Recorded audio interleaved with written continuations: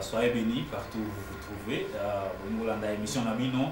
Il y a chaque dimanche, émission Jean 316, émission Yabana Nzambe, émission Yoyela Gabino Maele, émission Penza et Matisagayo Nalo l'a bien aimé. Tobanina, moi, ça fait 10 minutes, mais ça ne fait rien parce que Zambé Ayebi Ponanini. Voilà, nous sommes là, émission Jean 316, il y a l'Église Académie Évangélique de Jésus-Christ avec l'apôtre Paul Alain Muzumbi, Lokolo Messana Polanda, chaque mardi, jeudi et dimanche sur Horizon 33. Voilà, soyez bénis, Naïbi Zali déjà dimanche, au Kendek Église, au Pambouami déjà, et c'est vous allez Katina, et puis, au Pambouami Suna Yoba Nzambe, bien aimé, Tikaït Nzambe à Pambolayo. Voilà.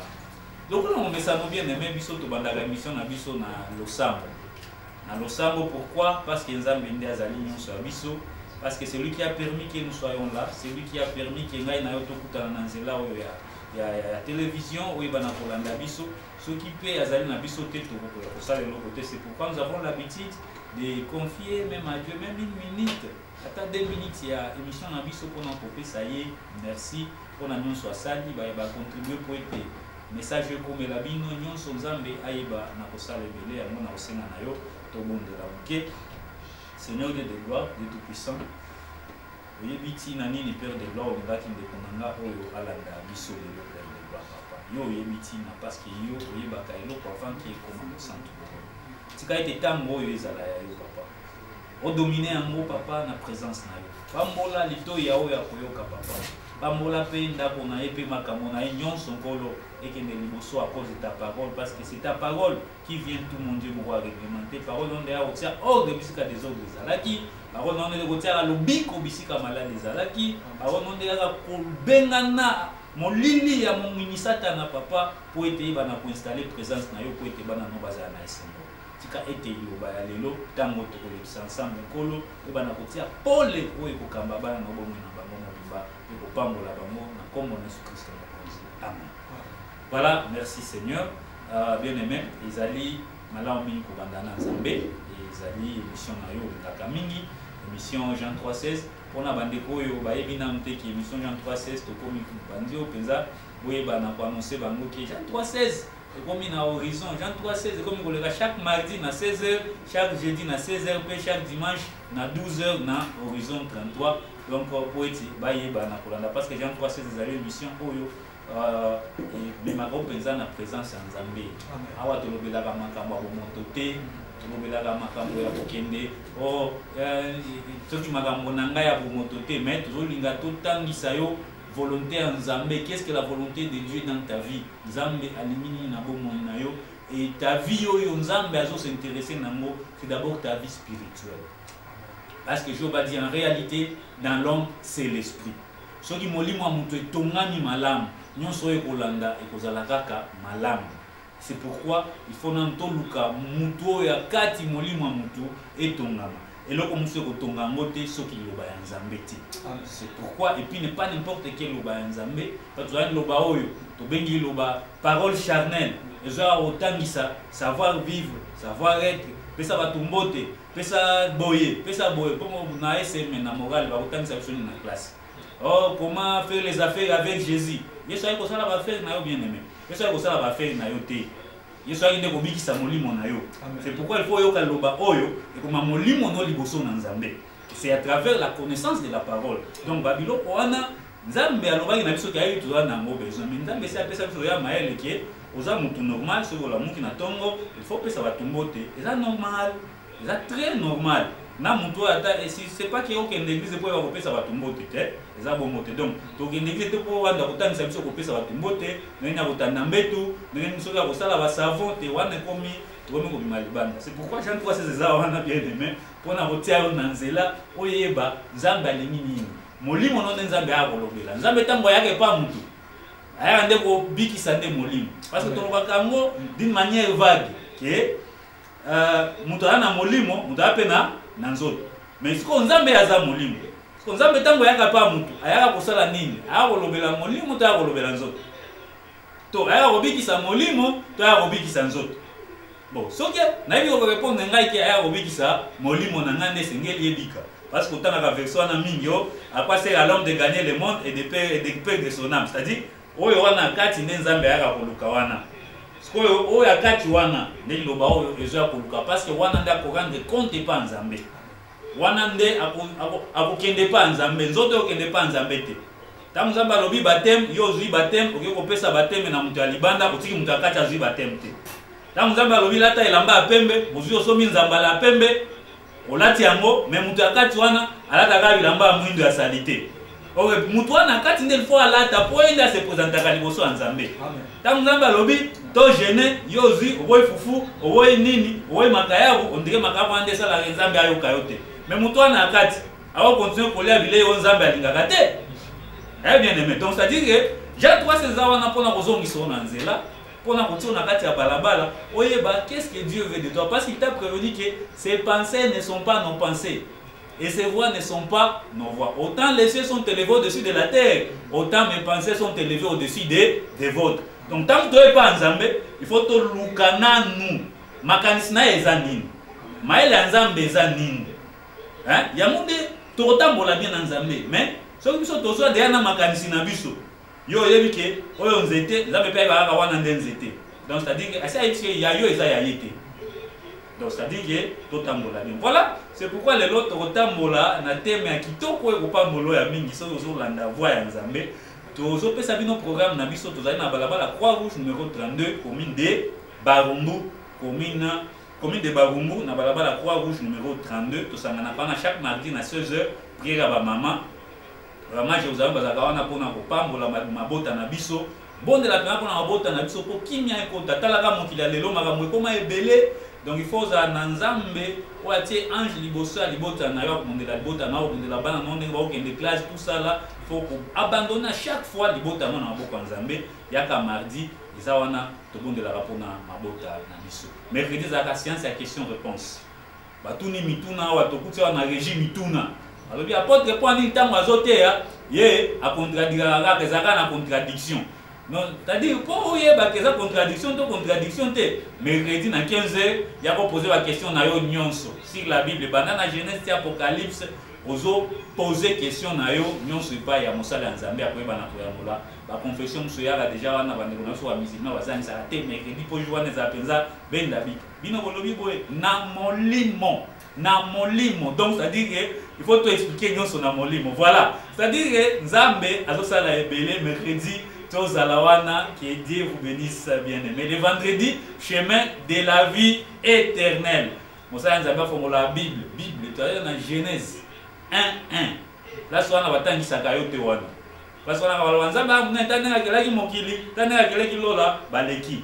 Mais wana, mambo mami Nzamba zesika wana. Genèse 1:1. Au commencement, Dieu créa le ciel et la terre. On battait à kayote wana, on a otera maramu, sous etali kiyo. Mais mokili o Nzambe akeleki oyebi za mokili nini lola o Nzambe akelaki eza lola nini oyebi te po juko komata yo pe lokola bato komataka na line kuna oyebaki kuna eza lola te pourtant okoma kuna o ndekomi likolo kuna yo okomi na se donc c'est-à-dire lola eza mais si les lozo va lola eza kuna donc c'est-à-dire il faut ya otangisama ozala révéler bien aimé. Voilà. Vendredi, tu as wana pour le chemin de la vie éternelle. Et puis samedi, tu as wana 16h pour le ciel ouvert. Ciel ouvert, il y a vraiment intercession. Donc, là, les gens pour faire moi. Donc, il y a un bon là. Il y a pas moula yo. Na intercession na.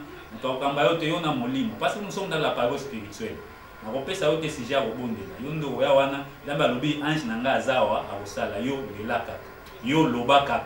Ndenge okamba mandenge molimo okamba yo ndenge ko bon là. Kine molimo okamba yo osilisa obimi na yo ke muta okanga yo azate men totiaka wana kapona intercession ba porte za la polele de 16h à 18h passé tozala kawana oyaye obondeli mabuma ba réponse bezozwama na mituna nyonso ezotuna mamukolo wana. Voilà, tu as un programme spécial na biso déjà lundi prochain lundi à l'obité mais lundi les 2 à la montagne du sacerdoce royal. Amen. Bisika ba chaîne ezokwea. Bisika oyo voile ezo pasuka. Bisika o makambo ekundama Nzambe azo révéler yango na pete nyonso. Donc bisika ba toazo amabala donc obali na yo kaka obali no ka boy pandake ba misiko azo kende. Na bala na bota azala boye.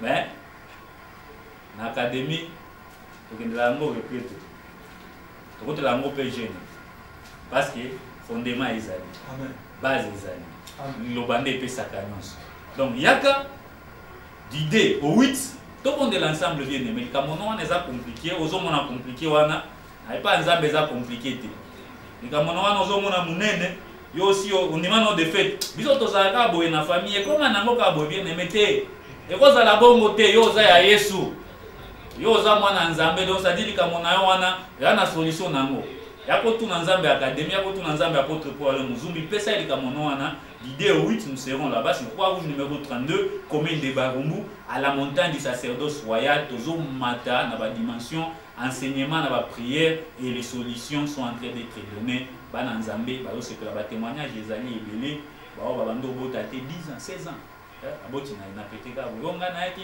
likambo ekanga inga so combien de ezali donc makambo ezali misala ezo zo manonga ampete ba bengi okutuna place au théâtre dossier témoin ba bengi yaka ouais zabaza nango voilà merci tous allez dans émission Jean 316 ya mokolo lelo bien aimé tous allez na thème auto kolobela lelo tangu tozolobela thème oyo ezali po ete yo ozwa lobiko oyeba na kososola volonté ya nzambe ezali na kati ya bobo na yo liloba yaka mpona kobikisa mpe mpona kokangola liloba yaka mpona kopambola lipamboli ya nzambe ezali ya bato te oyo oyebi lipamboli osomba jip okende poto otanga na ekole ya bien ozala na badiplome obi nzambe apamboli ngai obota obala wana nzambe apamboli ngai lepa ya nzambe ntango mosu azomona ngo lipamboli te me nzambe na mokanda ya acte 3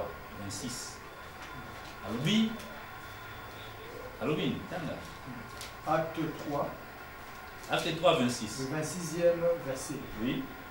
C'est à vous premièrement que Dieu, ayant suscité son serviteur, l'a envoyé pour vous bénir. Pour vous bénir.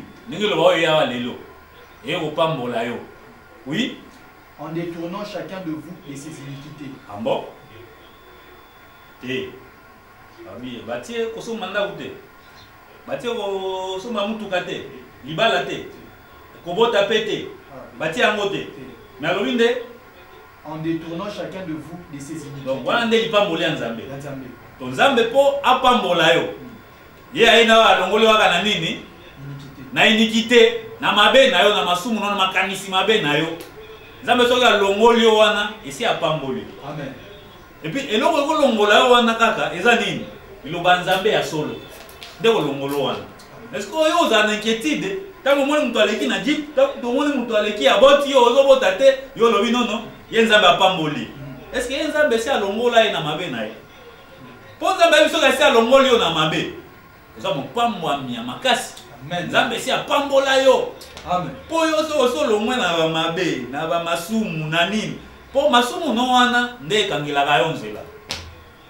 Parce que balobi na mukanda ya Isaïe 59 ke loboko nzambe za mukuse te meningi ezotia barrière mabe na yo c'est-à-dire mabe na yo wana nde tindaka lipamboli ya nzambe ekomela yo te soki nzambe apamboli yo ekuti nani masumu no wana esi emati lokola mire mwa ekomela yo eza te na nzambe ayo te moto oyo mpona pambola ye bien mpona pambola ye bien esengeli nasala nini natinda kaka liloba natinda liloba na ngai ya solo nakaba mwana na ngai po ete yende kaka aza capable ya korachete ye na mabe. Po liloba oyo yaki liboso wana ya loi wana ba Moïse kokaki ko détourner batu na mabe te.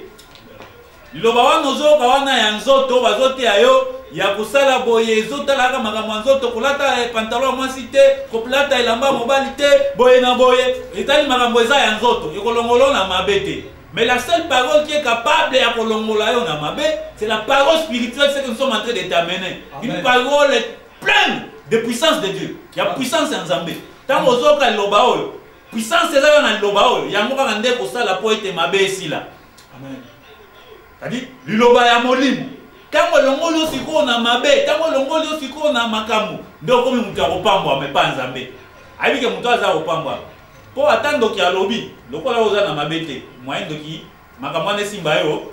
Ezate ata tata mwasi ndenge bolobaka wana nani alobi ekozala na nguya te parce que yo liloba nzambe ezali kati na yo déjà oza déjà na mabete wana masumu te po lisumu wana nde etindaka ne balobaka Yesu alobaki le diable ne peut rien contre moi parce que il y a rien de lui à moi. Amen. Donc ti mabe ko makabiso ti mulile simba kabiso ti ndoki simba kayo c'est parce que oza na moi eloko moko na bango kati na yo eloko wana eza nini eza mabe nde yango lelo Jean 3:16 ezo ya kolongola nyonso wana parce que omona nasambelaka bon ndenge naza boye mais yo osambelaka okendaka kuna na bagene na yo okendaka kuna na bamangengenge na yo mais otiki bato wana ndako osolaka na bango te kolingi nzambe apangolo ndenge loba na mata yo moko mitya na place ya nzambe ata yo moko okende kuna ogangi te wana eza kobondela libanda bato nde bamona se wana nasambelaka fiko nasambelaka kendaka mangengenge asalaka boye azangisaka eglise te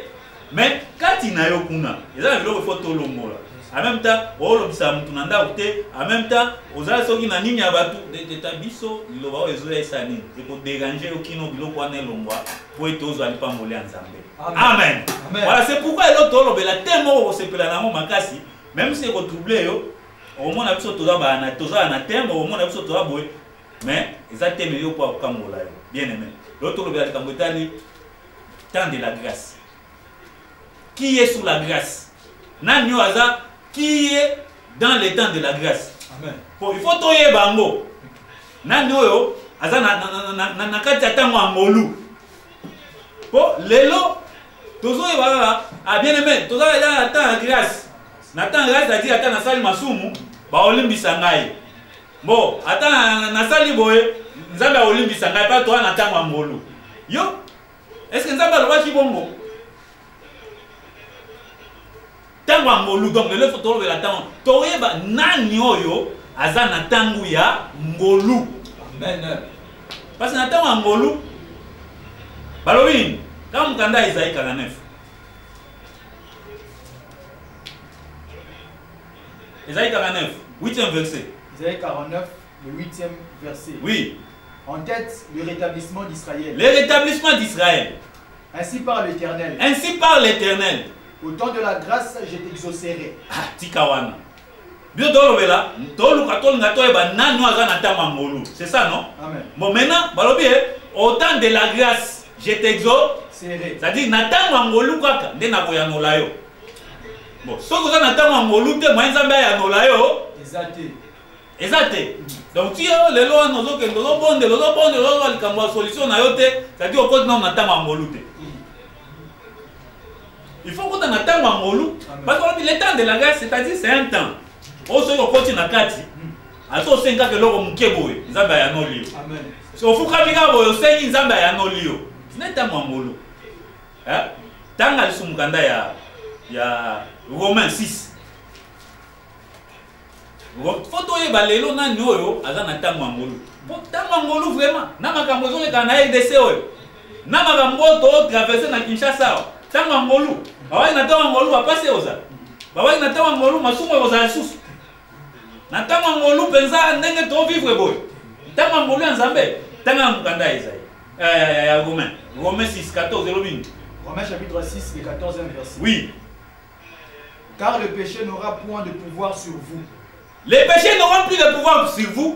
Oh Jésus. Puisque vous êtes non sous la loi. Non sous la loi, vous êtes sous la loi, non sous la loi. Mais sous la grâce. Mais sous la grâce. Amen. Donc, si vous avez un temps ngolu, lisumu, et cause na pouvoir likolo na yo te. Amen. Po yo za na kati ya temps ngolu. Balobaki te ke ngolu ezali olamuki na tongo nzambe ozwi batindeli yo mbongo otie na poche obi nzambe asali ngai ngolu te balobi nde nzambe tango olobela ngolu na yo lobi na temps ngolu na yo wana. Lisumu epai na yo kozala lisusu te. Donc, ce qui n'a pas ngolu, exactement bon, mais comment ils allaient sous-souter. Amen. Ma belle allait sous-souter. Amen. Ne pas le na tama ngolu. Donc, ce qu'on peut dire, bah que yo za na tama ngolu, il faut tout constater makambo wana. Amen. D'ailleurs, lobi na mukanda Isaïe 49. Yo, so bondeli, nzamba répondre on bala moko. Parce que na kata tama ngolu. Ah, na yo comprendre. Parce que dire que soki yo lisumu lo ngaro lisusu-te. Ma belle se pas na yote. Wana ndo koti na kati ya ngolu.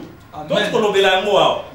na mukanda to kotanga liboso ke nzambe ayaka po papa mbola biso ko pambola biso na usani na kolongola biso na mabe donc ça dit dans longolo na mabe wana nde azotia na kati ya tango ngolu wana amen po tango ozobondela libondeli na yo ekoma c'est ça le temps de la grâce amen le temps de la grâce ça tendenge to pesa mo interprétation lelo bien aimé toi na tango ngolu na tango to asumuki aolimbisa marabe donc ça dit pas na biso masumu yana mo autorisé masumu si la raté ezalaka wana to sumuka na biso mais parce que toi na tango ngolu nzambe akosa nini tokobondela olimbisa mpe eza ntango ngolu eza ndenge wana te ngolu nde yango oyo ntango ngolu yango oyo bien aimé na ntango ngolu alobi lisumu ekozala te donc ça dit ntango ngolu yango eza ndenge ya ndenge tozwaka yango na généraliser boye mpo nzambe ayaki kobikisa bato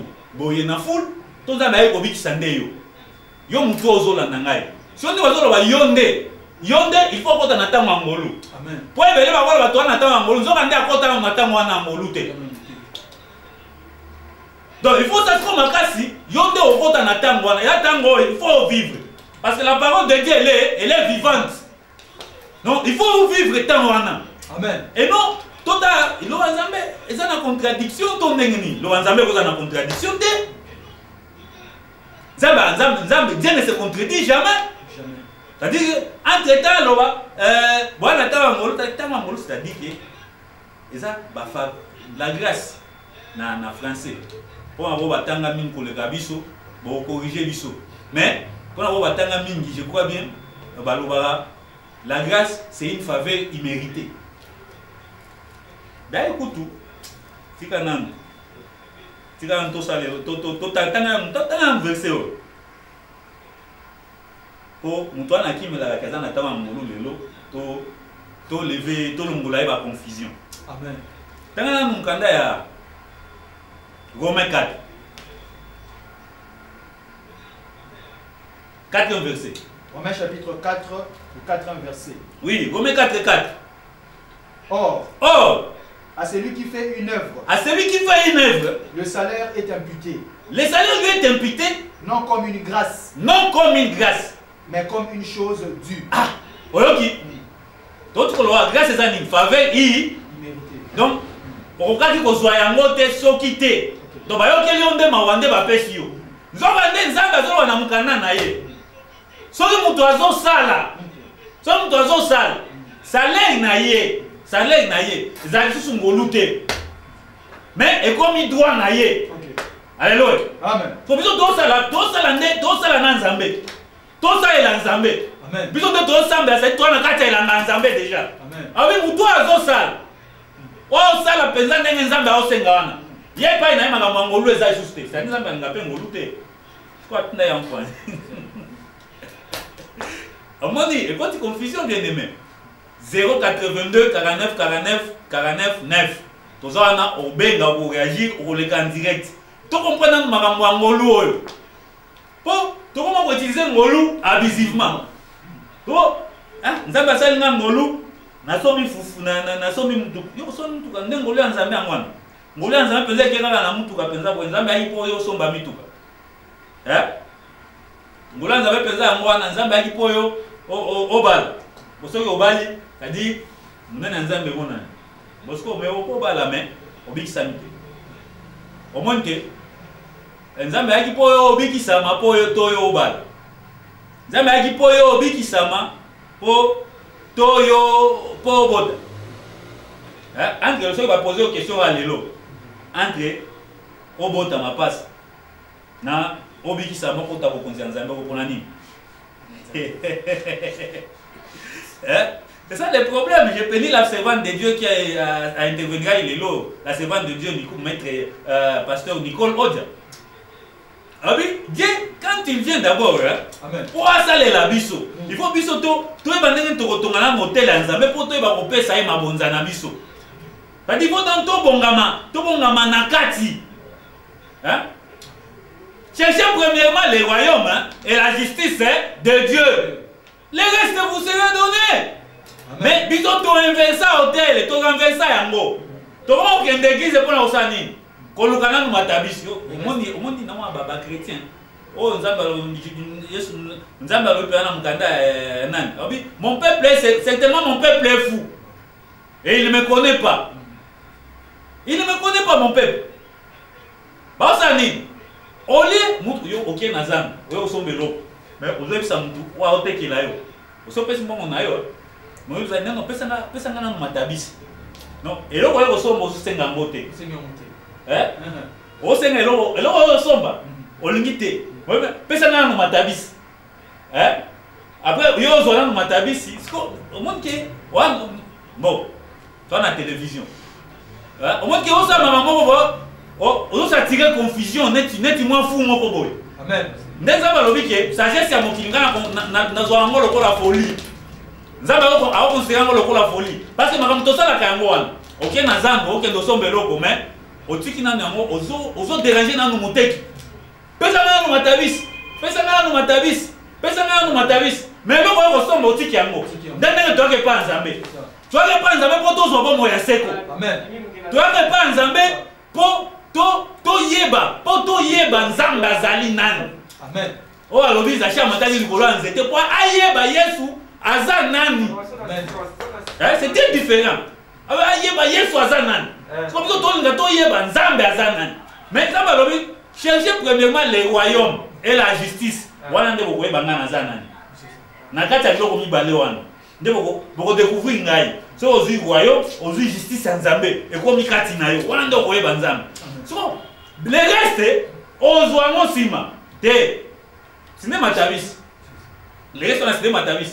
Mais si on a un temps de l'église, on a un peu de matabis. Zambe, matabisi. On sait la matabisi. Mais tu as aussi au bonga mikati na yo. Pour souci en zambe zali yo, muto ya kati ya bonga. Souci en zambe zali muto ya kati.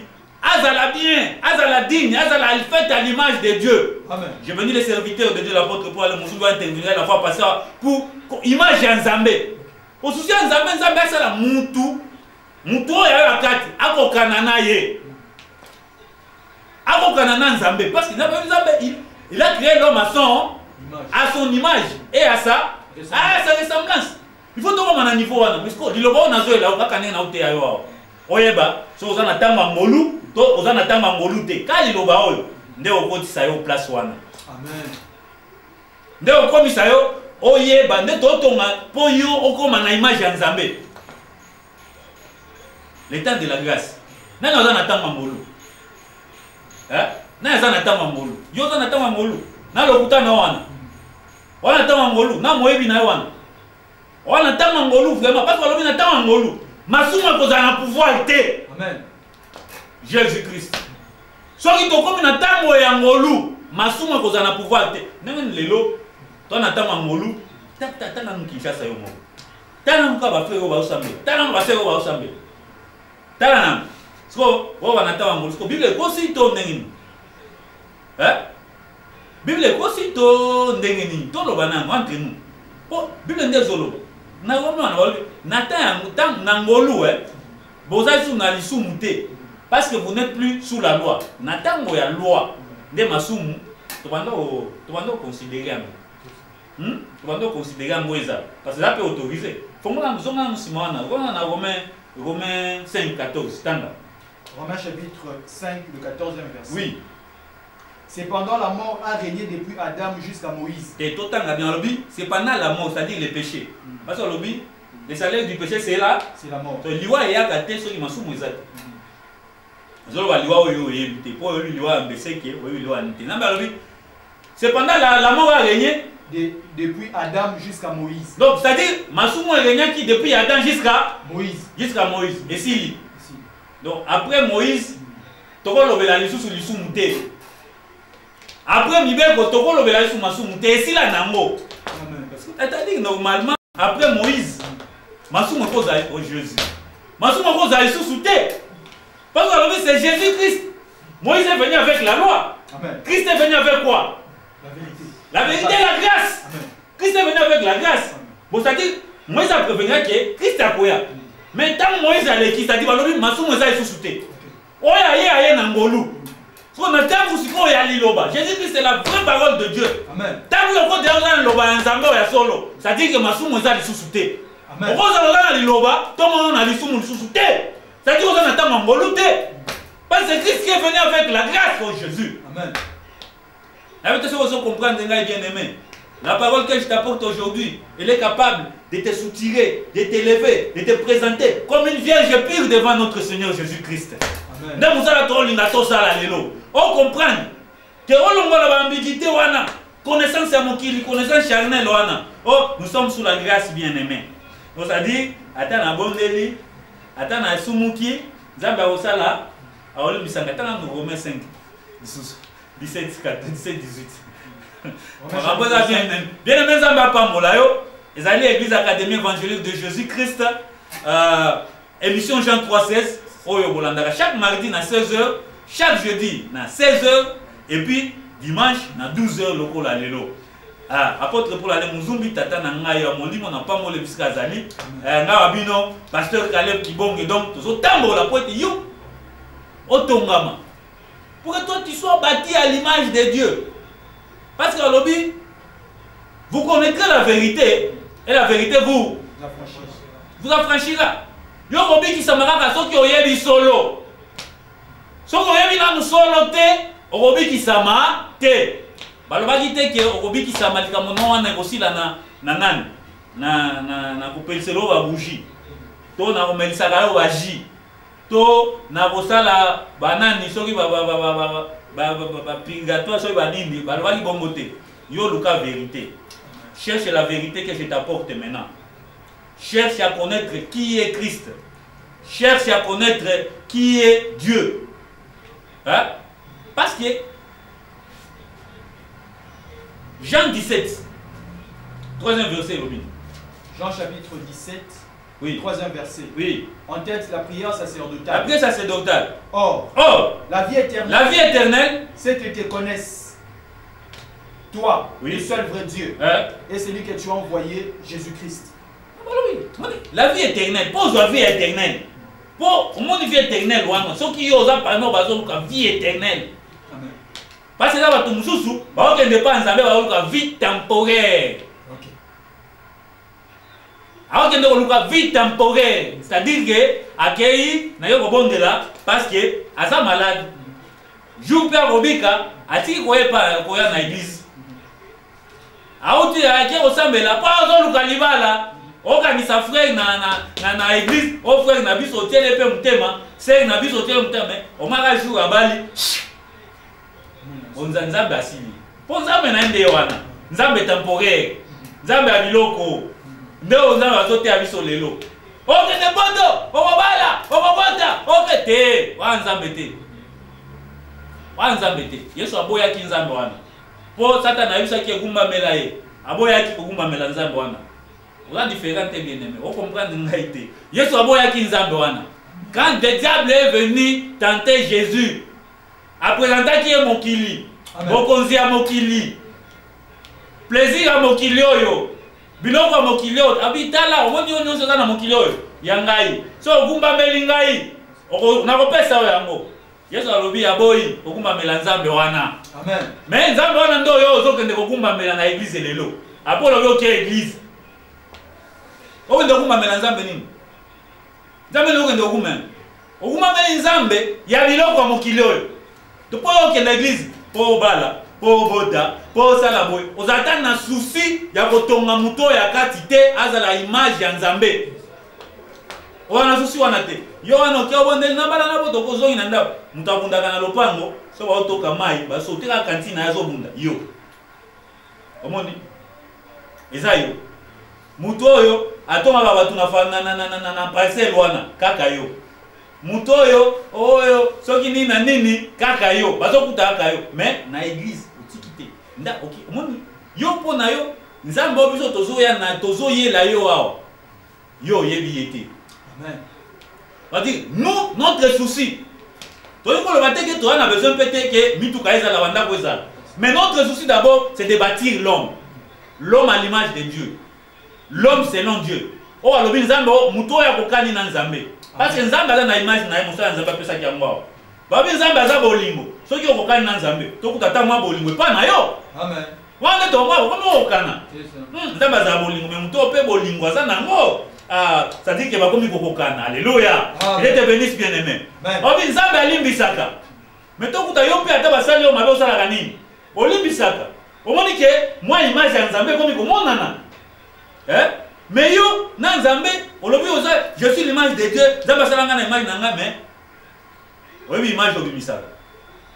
Que Dieu te bénisse bien-aimé. Nous sommes en train de prêcher sur le temps de la grâce. Qui est Nani oza na kati ya tango ya ngolu. Muto aza na tango ya ngolu. Eza muto oyo Nzambe asali ndenge tolobaka asali ngolu. Asombi ba biloko ya komona na boye. Oyo atangi bien. Oyo batangisi batindi poto lobaka ngo. Ah Nzambe asali ngolu.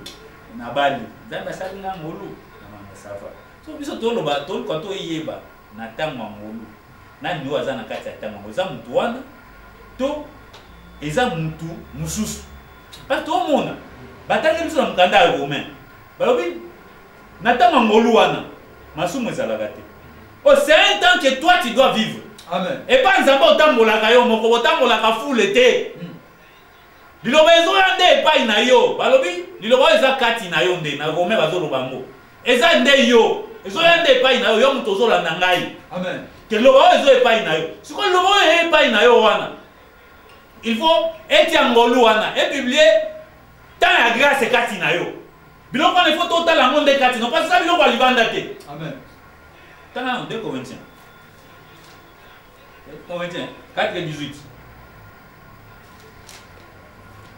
Bah oui. 2 Corinthiens, chapitre 4, le 18e verset. Parce que nous regardons. Non point aux choses visibles. Mais à celles qui sont invisibles. Invisibles. Est-ce que c'est Paul qui parle, c'est la Bible qui dit. Bisous, tu ne pas en Zambé boy. Tozo lukate. Tokotale la yote na makambo komona na nzoto boy. Mais tozo lukate makambo eza invisible. Amen. Makambo ya kati. Sinenge tolo belangolo wa biso to constater la monde par rapport à mutu ya kati. Amen. Tokotala ngolo makambo libanda te. Que azana ngolu parce que abali, parce que aboti, parce que boye, akitaka poto, asaka mikolondo te lokuta. Mais biso tokotala sikoyo par rapport à makambo ya kati, aux choses invisibles. De tokotala ke mutu asana na kati ya ngolu, to na kati ya ngolu te. Mutu azana image ya Nzambe, to azana image ya Nzambe. Donc biso to juger par rapport, il y a des choses qui sont invisibles. Parce que lobi car les choses visibles sont passagères. Parce que les choses visibles sont passagères. Est-ce que notre Dieu est passager? Non. Nzambe abiso alekaka. Siko point nito satele na makambo ya koleka. Tolo ke Nzambe na makambo ya koleka. Nzambe abiso alekaka. Non, ouais, Nzambe abiso ezalaka éternel. Amen. Makambo Nzambe ezalaka éternel. Tokoti na monde ya Nzambe. Tout ce qui appartient à Dieu est éternel comme lui est éternel. Amen. Yango tokotala ande makambo ezomona na te. Bien aimé Nzambe apambola yo. Parce qu'aujourd'hui vous ne vous êtes pas approché de n'importe quelle montagne. Amen. Mais vous êtes approché de la montagne de Dieu. La montagne des Sion, au siège de milliers et de milliers des anges. Amen. On va reparler, on va cambola à travers l'Iloba, aux Obika. Amen. À travers l'Iloba, aux hôtels, aux hôtels. Oh, bah inquiétude na yowana. Et on les kanango. Mais biso souci, Nzambe souci na ye. Et ça na muto ya kati ya tongama. Muto ya kati ya zwaboye, dia ye banzambe azanan. Amen. Aye ba makambo Nzambe, makambo Nzambe. On l'a formé à la ressemblance et à l'image de notre Seigneur Jésus-Christ. Amen. C'est ça l'objectif de Dieu, pour avoir la vie éternelle. Amen. La vie éternelle, qu'il te connaisse toi le véritable Dieu, celui que tu as envoyé, c'est tout. Est-ce que là, il y a tout qui est nini, nini, soki nini, baba, mago, dona, nini, ça bon côté. Bon, balobi boy.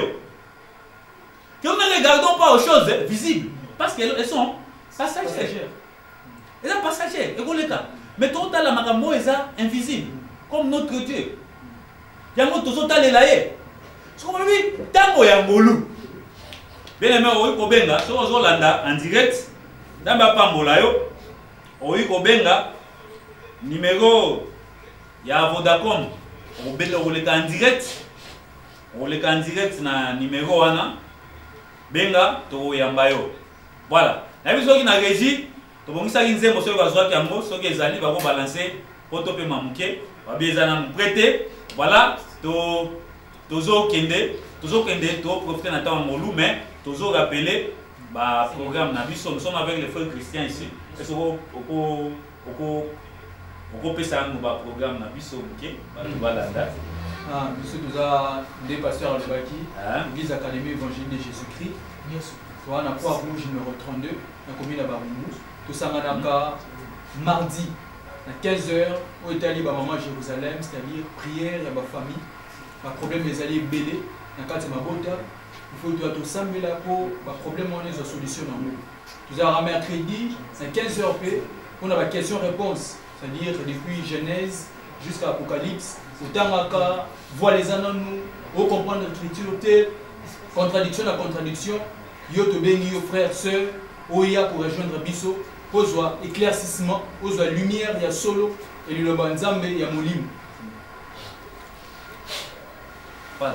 Voilà, c'est ça le programme ya académie oya peto bo bengi ça le sous na programme spécial il y a semaine du 2 au 8 programme spécial à la montagne du sacerdoce royal zala wana bien aimé yaka osimba loboko ya nzambe oyo azokotisa yo na tango ya ngolu oyeba otukuza na tango ya ngolu ba indicateur ezali to peso wa ba indicateur lobi na tango ya ngolu nde na bobanda ya nola yo ezali 49 fuit to so kotina na tango ya ngolu te moi nzambe ya nola yo ezate so kotina tango wana nde nyonso ekomaka facile so kotina tango wana nde nyonso donc nyonso ya yo nzambe abongisi yango.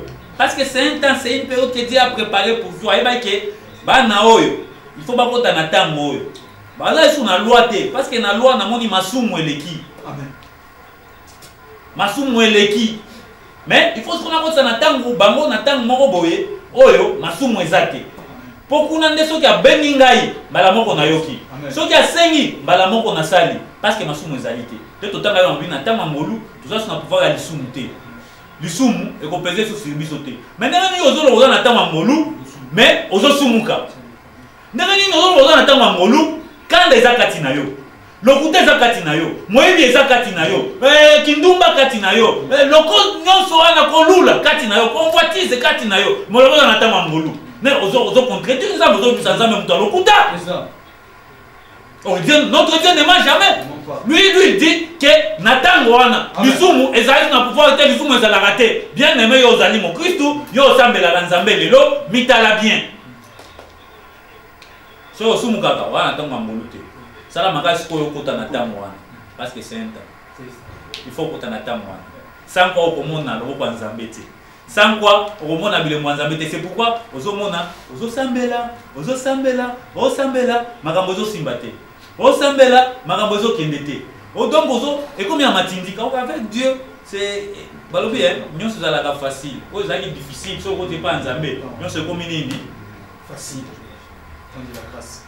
Au temps de la grâce, je vous exaucerai. Zom Esaïe 49.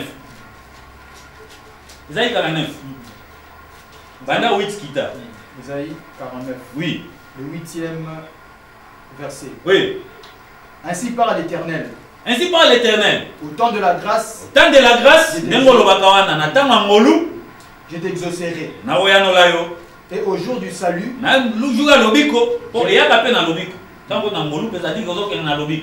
Oui. Je te secouerai.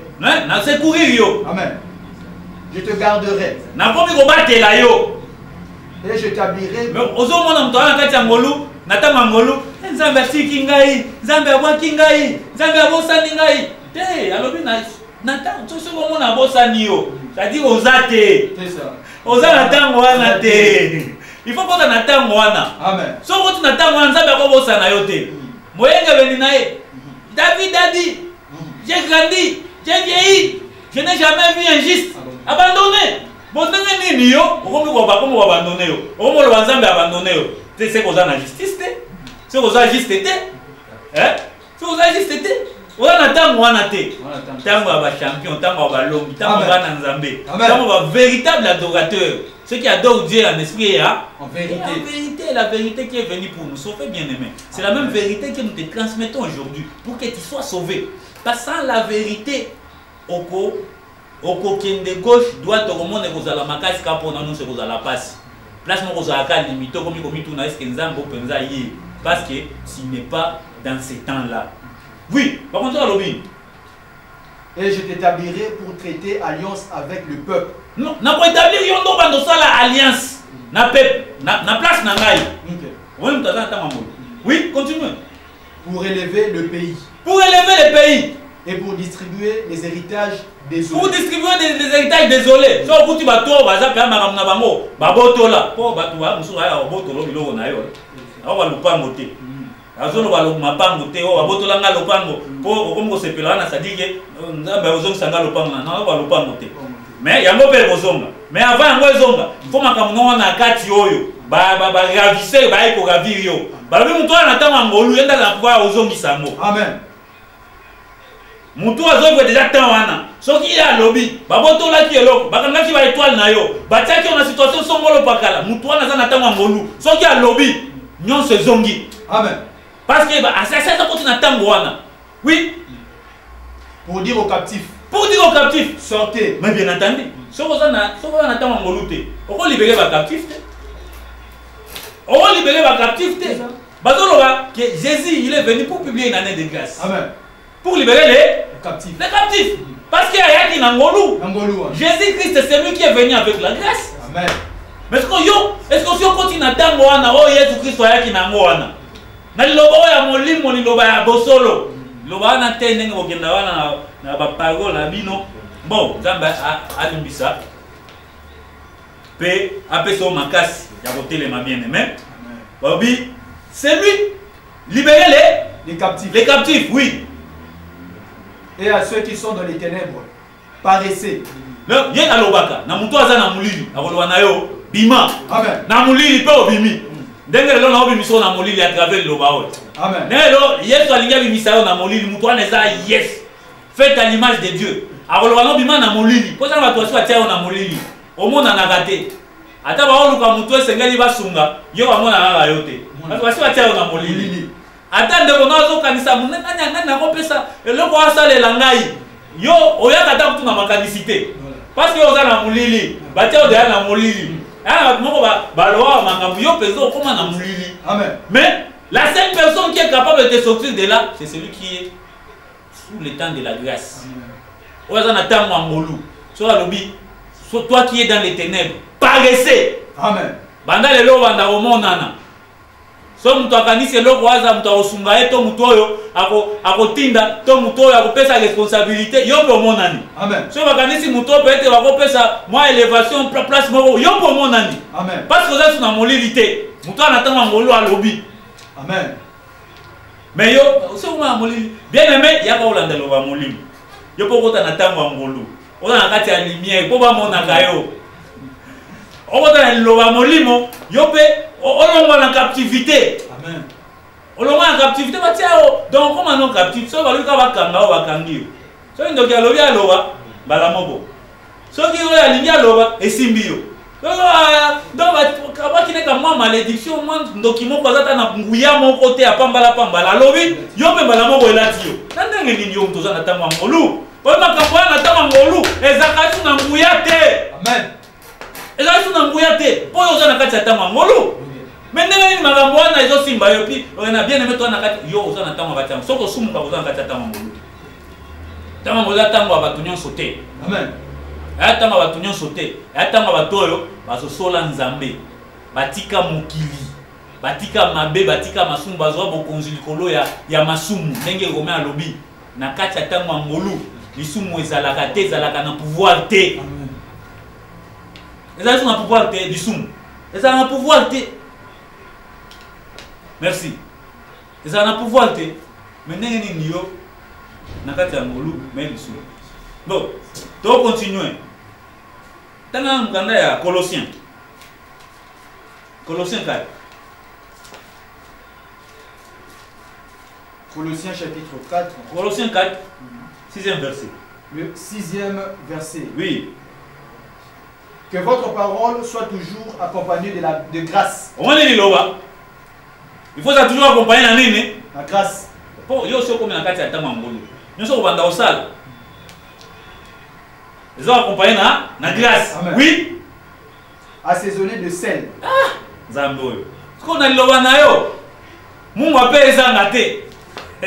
Ozo fongola ba te ya mususu. Alors molimo eza bien. Oui. Amen. Afin que vous sachiez comment il faut répondre à chacun. Faut yeba, il faut répondre à na. Na ba tsadi ndenge to loba tya ke makambo mto na ngolu eza eloko bi magana kati. Omondi.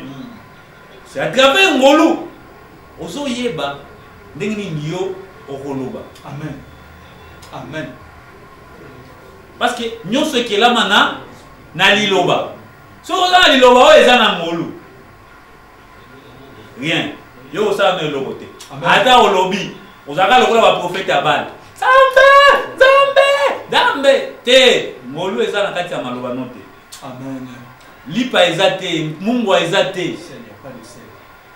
Ngolu eza te. Posa na tama ngolu te. Yo kolongola mutu na boumbu te, olongola mutu na mulili te parce que eza na kati ya ngolu te. Amen. Mais il faut que toute ta parole communique une grâce. Et communiquer. Ndenge ozo communiquer, au moins ndenge ozo loba oya. E fungoli yo miso. Au moins ndenge ozo loba oya. E matisi yo dimension. Amen. Moi ya solo. Ya ngolu penza o tolobaka, tolobelaka ngo abusivement. Na lokoti mbongo ngolu. Aba sa ina. Mais na sumuka. Amen. Amen. Donc ça dit que Amaramboakati bien aimé. Ça dit que nous sommes en train de vous transmettre une parole, cette sagesse. Oh sagesse soyo, ils ont l'obama, tous ont l'obelango selon maloba ya batute. Mais tout l'obelango en utilisant le langage de Dieu. Oh nzambe alobakawana, ndenge nzambe alobakawana. Tous ont simba mutu ya kati. Amen. Parce que yenda ya bénéficier ya liloba ya nzambe. Mutu ya libanda te. Amen. Ye aye koya sima, ye matabisi. Zwane matabisi. Ya mtu matabisi. Oyo alibanda, mais mtakani ne kwa zwanyonso. Mais comment ozanyonso tia mona mtakani. Nzamba lobi boye mtalibanda. Bosali boye mtalibanda. Bateme owakinga na mai. Oh elamba ngai na la tel pantalon te, ngai na la ta jupe te. Oh nini, mais muto na kati entre temps so sala makambo nyonso alingi. Voilà balobi tamu na biso. Esili même si nata na ngonga na ngai na moni to na moi 5 minutes. Zamba pambola frère Christian oyaza na kati ya sima caméra apambola pe ndeko ngango aza na technique to comme na suka émission Jean 316 alelo bien mais s'il y a des préoccupations okoki toutefois ko benga na ba numéro wana ezali na ba ya écran na yo ezaki émission ya Jean 316 Église Académie évangélique de Jésus-Christ. Nautika ndeko Christian pe sa programme ya église. Après, tu as pour ça, mais après, tu as clôturé. Au petit programme à l'église, après, tu as clôturé. Donc, il y a le bail qui est l'église Académie évangélique de Jésus-Christ. Tout ça, on a mardi à 15h, où il y a maman Jérusalem. On a ma bonne délit, il y a ma famille. Ma famille a tellement de problèmes. Boya, frères et sœurs, tout ça, mais la peau, la solution et mon nana, ma botte à biso. Vous avez mercredi, il y a dans la Bible, vous trouvez la contradiction, il y a une kati. Mais or, sur le mati likolo, la parole spirituelle, la compréhension spirituelle en Zambé, au moins il y a une contradiction exacte. Ce qu'on peut comprendre, il faut y avoir mercredi. Autour de la par rapport à la zone d'ombre, on trouvera dans la Bible une vidéo mercredi à 15h dans l'Académie évangélique de Jésus-Christ. Nous allons appeler vendredi à 15h pour le chemin de la vie éternelle. Place où tu maka, place où enseignement et pesamaka, place où on zambe a la connaissance na kasi na biso pour te babosser la haie. Nous allons appeler samedi. Tu appelles samedi. Ciel ouvert à partir de 16h, 18h, tu as au Sambela pour intercéder, pour les lanzambé, pour le problème à biso. Nous allons appeler dimanche. À partir de 7h30, on a quitté la mission dominicale. Place où il y a beaucoup de Sanzambé, il y a faveur, il y a grâce, il y a Kamobele, il y a quitté la mission dans la semaine. Il y a un programme Oyo, l'Académie évangélique de Jésus. Voilà, merci beaucoup. Nous vous invitons encore à notre programme spécial. Déjà, c'est lundi 2 décembre jusqu'au dimanche 8. Nous serons là pour le compte notre prière hebdomadaire au Tobengaka, la montagne du sacerdoce royal. Tout un enseignement, tout un bon délire. Vous avez un cas, vous avez une situation qui vous préoccupe, vous voulez connaître la pensée de Dieu, la vraie connaissance de Dieu qui vous affranchira, venez sur Croix-Rouge numéro 32, commune de Barumo. Mais suivez-nous aussi sur YouTube, notre chaîne YouTube, Église AEJC TV. Vous allez nous suivre tous nos enseignements, nos prédications et nous sommes là pour vous servir, peuple de Dieu. En tout cas, moi j'aimerais que Dieu vous assiste à travers la prédication que vous avez suivie aujourd'hui. Je sais que c'est Dieu qui fait tout. C'est Dieu qui accomplit tout. C'est lui à qui cette parole a été adressée. Je sais qu'il va s'élever et il va suivre la véritable voix de Dieu qui est la parole de Dieu. Je sais qu'il y a un makasi wana kopeso makasi po eto kota na tango ya molu oyo mpe ozala muto ozobimisa bato na kati ya molili yo mpe ozala muto oyo ozodeklare bacaptive bazala libere bakomi libere parce que nzambe esi akoti yo na tango wana oyo lisumu ezali sous na pouvoir te. Parce que si nous sommes sous le pouvoir du péché, ma bonne delina, tout ce que nous ferons en faveur de Dieu et qu'Obandako Simbate. Il a dit, celui qui pêche ne m'a pas connu et ne m'a pas vu. C'est-à-dire qu'au quotidien, nous n'attendons à moluté à cause de ma soumanayo. Tika Tienzambe a pas mola ou bien même Bisiko Ozali n'a pas si. Et Tika Tienzambe a eu un aussi sa passe na yona. Bisika Ozali pour les Lanzambe a pas moussaouna miso. Il y a Bino Moussali Nzambe Azala qui accompagne nos frères chrétiens et Ngaï Mounabino Kolonioso, pasteur Caleb Kibongi. Nous remercions notre papa spirituel, l'apôtre Paul Almouzoum, qu'il soit béni par tous les et tous les académiciens. Au nom de Jésus-Christ, nous voyons prochainement. Amen. Amen.